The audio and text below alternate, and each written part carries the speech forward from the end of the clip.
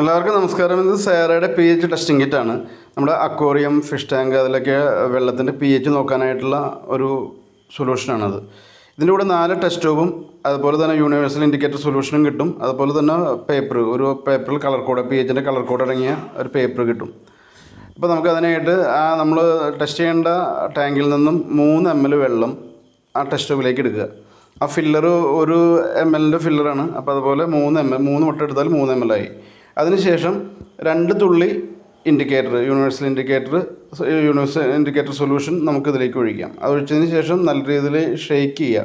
Shake ചെയ്ത് കഴിഞ്ഞാൽ വെള്ളത്തിൻ്റെ കളറ് മാറും. ആ കളറും നമുക്ക് തന്നിരിക്കുന്ന ആ ചാർട്ടിലെ കളറായിട്ട് മാച്ച് ചെയ്ത് നോക്കാം. അപ്പോൾ ഒരു 7 കിട്ടണം.